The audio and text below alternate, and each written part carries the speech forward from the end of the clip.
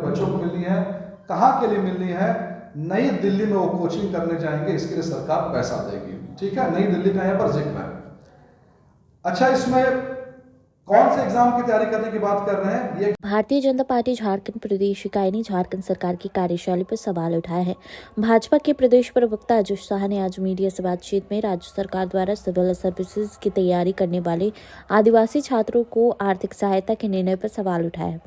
श्री शाह ने कहा कि देश में सरकारी स्तर पर कई संस्थान हैं जो निःशुल्क तैयारी कराते हैं, इधर इसका लाभ एससी और ओबीसी को नहीं दिए जाने पर भी उन्होंने सवाल खड़े किए हैं। भाजपा प्रवक्ता ने कहा कि रोजगार नहीं दे पाने और प्रश्न पत्र लीक होने के मामले में ध्यान भटकाने के लिए राज्य सरकार ऐसे कर रही है। बच्चों को मिलनी है, कहाँ के लिए मिलनी है? नई दिल्ली में वो कोचिंग करने जाएंगे, इसके लिए सरकार पैसा देगी। ठीक है, नई दिल्ली का यहाँ पर जिक्र है।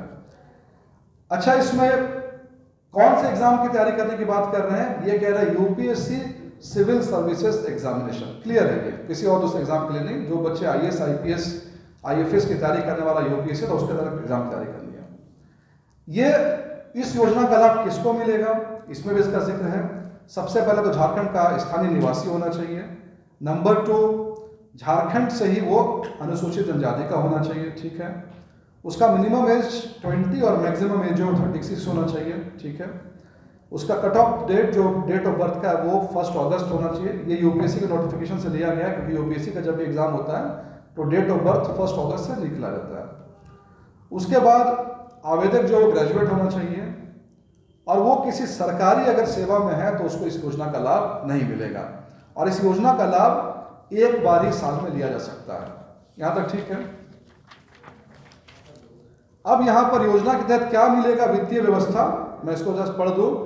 कोचिंग हेतु चयनित आवेदक द्वारा चयनित संस्थान की कोर्स प्रोग्राम की वास्तविक फीस के जातोपरांत 80,000 रुपए की राशि का भुगतान आदिवासी कल्याण आयोग द्वारा आवेदक को Aadhaar enabled DBT direct bank transfer के माध्यम से किया जाएगा। भुगतान पहले 30,000 रुपए का होगा और उसके बाद भुगतान जो है 50,000 रुपए के लिए होगा। यानी कि सरकार एक बच्चे को कितना देगी? 80,000 रुपए देगी। कैसे देगी? सरकार ये देखेगी कि उसने जो कोचिंग वो करने वाला है उस कोचिंग की फीस कितनी है दिल्ली में। अगर कोई बच्चा 1.5 लाख की कोचिंग ज्वाइन करता है, सरकार वेरीफाई करेगी कि इसकी फीस 1.5 लाख है कि नहीं। उसके बाद सरकार उसको 80,000 रुपए ट्रांसफर करेगी 2 किस्तों में। पहला किस्त 30,000, फिर किस्त 50,000। क्यों? क्योंकि ये देखा जाएगा कि बच्चा वाकई में कोचिंग कर रहा है या नहीं कर रहा। पहले 30,000 देने के बाद में कुछ दिन का गैप लिया जाएगा। यहाँ तक पिक्चर क्लियर है। अब इसमें सबसे मजे की बात और जो हमारा ऑब्जेक्शन इस स्कीम पे है, अच्छा, इस स्कीम में 100 बच्चों को दिया जाएगा, यानी कि टोटल कितना है? जो 80 लाख रुपए सरकार जो है। संविधान को हम देखेंगे तो संविधान का पूरा क्रक्स, पूरी की पूरी जो कहानी है वो उसके प्रस्तावना में लिखी हुई है, प्रियम्बल में लिखा हुआ है। अगर आप प्रियम्बल देखेंगे तो संविधान बनाने का उद्देश्य प्रियम्बल में लिखा हुआ है, जो कहता है कि संविधान या फिर इस भारत का जो उद्देश्य है वो है पॉलिटिकल जस्टिस, सोशल जस्टिस और इकोनॉमिक जस्टिस, यानी 3 तरह के न्याय की बात करता है। और संविधान ये कहता है कि जब तक ये तीनों न्याय पूरा नहीं होता है तब तक जो है संविधान का जो उद्देश्य है वो पूरा नहीं होता है। उदाहरण के लिए मान लीजिए आर्टिकल 14 हमने दे दिया। आर्टिकल 14 हमने कहा कि संविधान कहता है कि आप सब इक्वल है कानून की नज़र में, लेकिन समाज कहता है कि यहाँ पर जातियों का भेदभाव है, अमीर गरीबी का भेदभाव है। तो ये जो है समाज जो है कहता है इनइक्वालिटी और संविधान कह रहा है कि इक्वालिटी है। तो इसीलिए सामाजिक न्याय भी बहुत ज़रूरी है राजनीतिक न्याय के साथ साथ।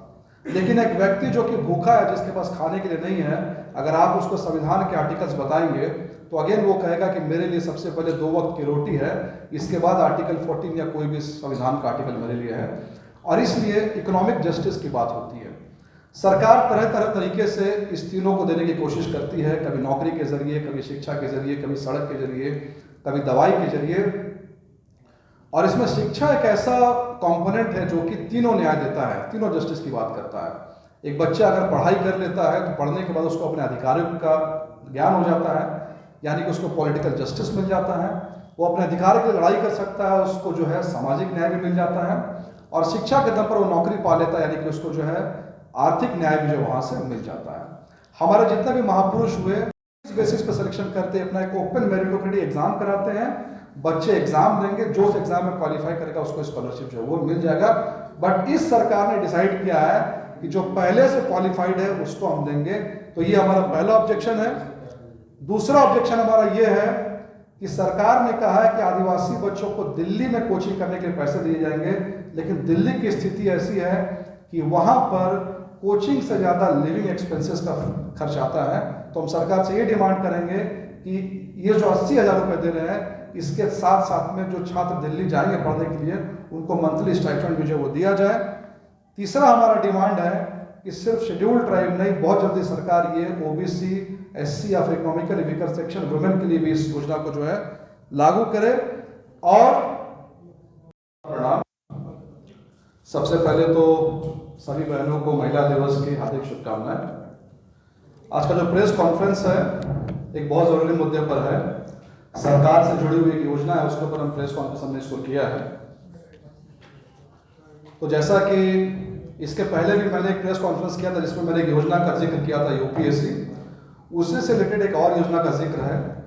तो अगेन कुछ पार्ट्स में इसको डिवाइड करते हैं। सबसे पहले तो मैं इसके बैकग्राउंड पे बोलूँगा, उसके बाद जिस योजना का जिक्र है उस योजना के बारे में ज़रा सा बात करूँगा, फिर हमें विपक्ष को कहाँ पर ऑब्जेक्शन है सरकार की इस योजना पर उस पर बात करेंगे, कुछ सुझाव है उस पर देंगे, उसके बाद आपके कुछ